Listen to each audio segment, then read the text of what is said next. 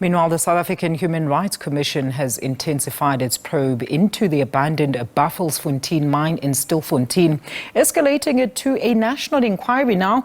All this follows the resurfacing of the nearly 2,000 illegal miners since August last year as part of the police's Operation Val Umgodi. Now, authorities have confirmed that at least 78 zamas have died, raising serious concerns about illegal mining as well as safety in the area.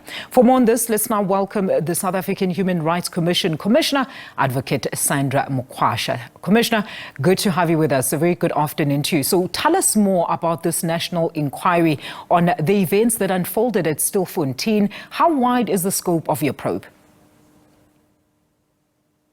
Good afternoon to you and your viewers, and it's important that we just say that the decision to institute a national inquiry into the Stilfontein humanitarian crisis is broad. It speaks to the policy framework around artisanal mining, the impact of artisanal mining on the human rights of surrounding communities, and the scope and tactics employed in Operation Val Umgodi. This was a decision that the Human Rights Commission arrived at based on the magnitude of what had transpired in Stilfontein, as well as continuous submissions we've received from members of the community, miners, as well as NGOs and NPOs in this sector.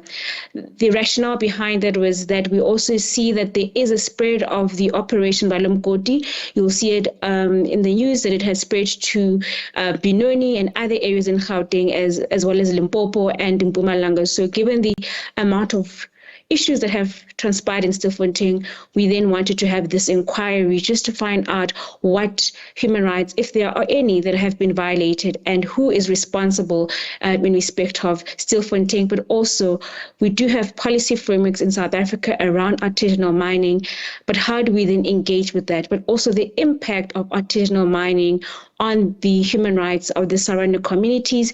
We have received complaints that those who are living in these surrounding communities are adversely affected. So there's a lot of work that needs to go into place regarding this inquiry.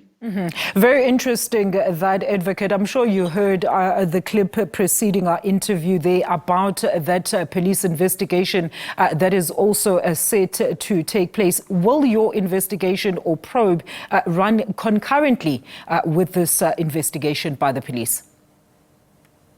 Yes, so our inquiry will be a separate inquiry. We look into the conduct around Operation Val Umgodi, whether it was in violation of those who were underground, and whether it's continuous, how it's implemented violates human rights, and how do we then ensure that its continuous operation protects those who are operating in respect of our constitution. So it's a lot more broader than what the police investigation is. We will be calling upon a number of stakeholders, including the police, to give submissions to the Commission regarding the operation of Val Umgodi, the impact of human rights, the impact that artisanal mining does have on surrounding communities.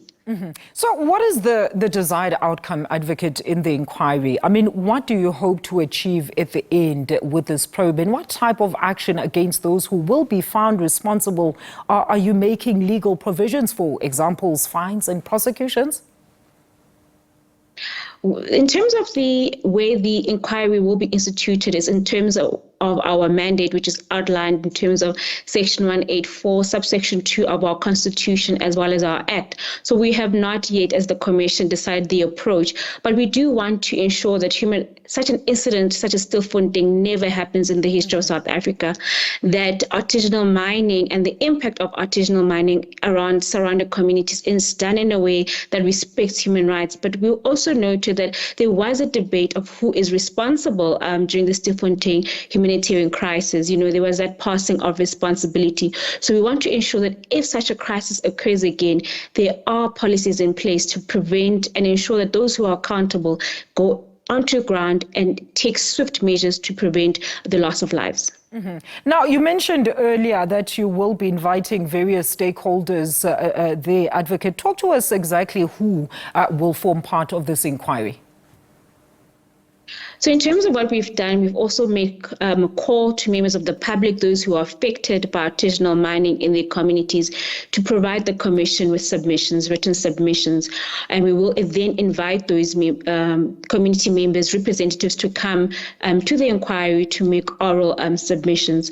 We will be inviting the South African Police Service because Operation Val Umgodi falls within their mandate. We will also be inviting DMRE, who is also responsible for energy and minerals in South Africa,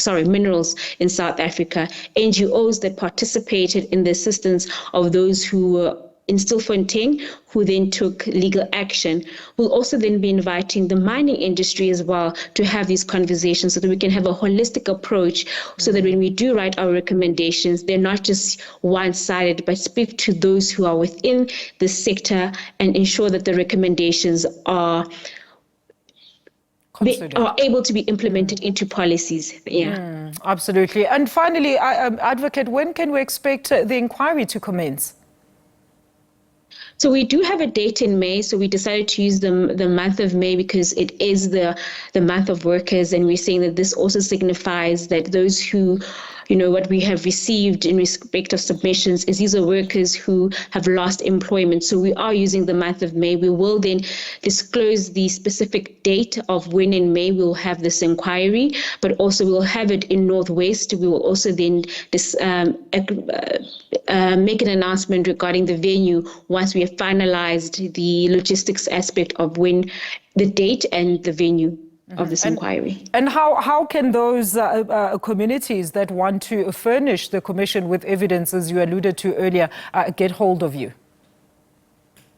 So we have used a specific email address. The submissions are to be provided or sent to us no later than the 31st of March, 2025.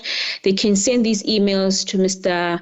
Kenneth Sitebe at ksitebe, that's SITHEBE at sahrc.co.za. But this is also information that is easily available on our media alert. Thank you so much, Advocate, for that update. That is Commissioner Advocate Sandra Makoasha from the SA Human Rights Commission on their national probe looking into events that unfolded in Stilfontein.